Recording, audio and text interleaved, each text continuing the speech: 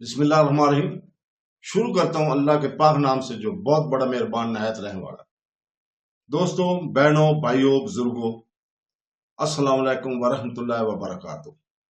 ہم قرآن پاک سے شفا اور واقعات پر مبنی اسلامی معلوماتی ویڈیو کی 68ویں قسط پیش کر رہے ہیں، اور اس ویڈیو میں ہم بیان کریں گے منافقت کا پردہ فاش قرآن مجید کیسے متبع کرتا ہے۔ تو دوستو، قرآن کریم منافقت کی ایک واضح اور غیر متنزل تصویر کشی کو ایک سنگین روحانی بیماریوں میں سے ایک کے طور پر پیش کرتا ہے۔ خاص طور پر حضرت محمد صلی اللہ علیہ وسلم کے دور میں سورہ النساء باب نمبر 4 میں متعدد آیات یعنی کہ 60 سے 63، 88 سے 99 اور 140 ان منافقین کے طرز عمل اور ذہنیت کو بے نقاب کرتی ہے، جو ظاہری طور پر مسلمان ہونے کا دعویٰ کرتے تھے لیکن باطنی طور پر کفر اور اسلام سے دشمنی رکھتے تھے۔ ان کے طرز عمل نے ابتدائی مسلم کمیونٹی کے لیے ایک سنگین خطرہ پیدا کیا۔ کھلی جنگ کے ذریعے نہیں بلکہ اندر سے دھوکہ دہی، تقسیم اور باریک تخریب کاری کے ذریعے قرآن پاک نہ صرف ان افراد کی مذمت کرتا ہے بلکہ ان کی محرکات، اعمال اور ان کے خلاف آگاہی اور تنبیہ کرنے میں خدائی حکمت کے بارے میں بھی بصیرت فراہم کرتا ہے۔ آیت نمبر 60 سے 63 میں اللہ تعالیٰ بیان کرتا ہے کہ جب انصاف اور اختیار معاملات آتے ہیں تو منافقین کیسا سلوک کرتے ہیں۔ اگرچہ انہوں نے اللہ اور اس کے رسول پر ایمان لانے کا دعویٰ کیا تھا، لیکن وہ اکثر طاغوت سے فیصلہ مانگتے تھے۔ جھوٹے معبودوں یا قانون کے غیر منصفانہ نظام جب ان کے مفادات کے مطابق ہوتا تھا، اس طرز عمل سے ان کے دلوں میں دوغلا پن اشکار ہوا۔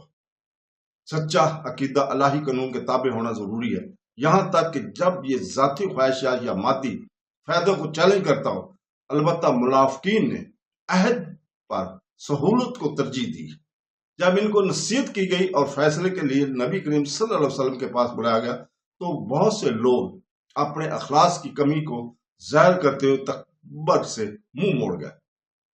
اللہ تعالیٰ اعلان کرتا ہے کہ ان کے دل بیمار ہیں اور وہ محض ایمان کے لیے لب و لہجہ پیش کرتے ہیں۔ اللہ کی قسم کھا کر ان کا مطلب اچھا تھا، جب ان کے ارادے نیکی سے دور تھے۔ یہ دوگلا پن خطرناک تھا کیونکہ انہوں نے کمیونٹی میں گھسنے اور دوسروں پر اثر انداز ہونے کی اجازت دی، جبکہ خفیہ طور پر اس کے بنیادی اصولوں کے خلاف کام کیا۔ ان کی غداری آیت نمبر 88 اور 99 میں بھی واضح ہو جاتی ہے، جو اسلام کے دفاع میں لڑنے سے ان کی پچکراہٹ کے مسئلے کو حل کرتی ہے، جبکہ مخلص مومنین سمجھتے تھے کہ اپنے عقیدے اور برادری کی حفاظت کے لیے قربانی ضروری ہے۔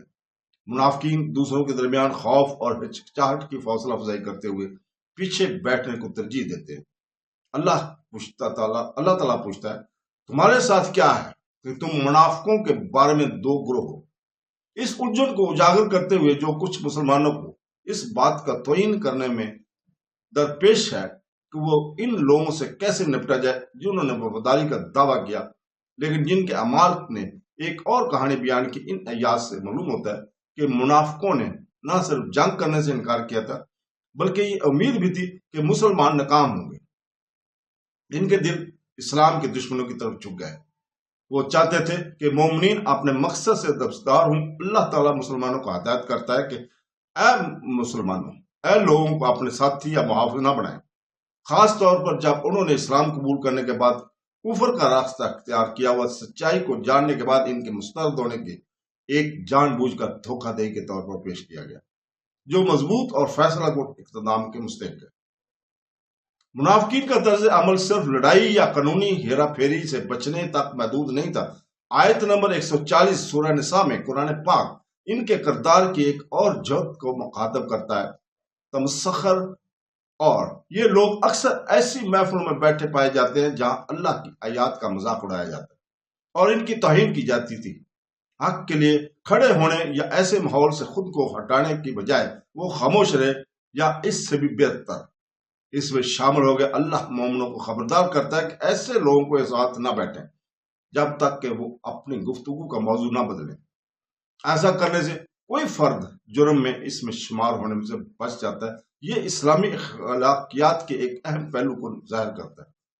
تمسخر یا نا انصافی کے سامنے खामोशी मुलव्वस होने के मुतरादिफ हो सकती है। मुनाफिकीन ने अपनी ही बेहिसी या तंजो मजाह के जरिए मोमिनीन के हौसले पस्त करने और मुआशरे के अंदर इस्लामी इक़्तिदा को ज़ायल करने में अहम किरदार अदा किया।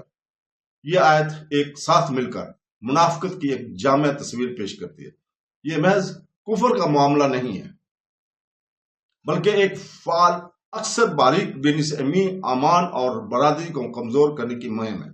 मुनाफिकीन के अमाल झूठे हकाम से फैसला तलब करना, हक के दफा में लड़ने से इनकार करना और मजहबी तालीमात का मजाक उड़ाना खुले दुश्मनों से कहीं ज्यादा खतरनाक धोखा दही की नुमाइंदगी करते हैं।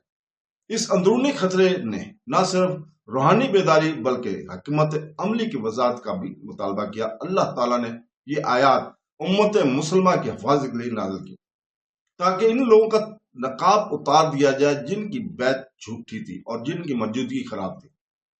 कुरान पाक का सूरह निसा में मुनाफिकों की नुमाइश एक तारीखी बयान और एक लाजवाब तंबीह दोनों के तौर पर काम करती है।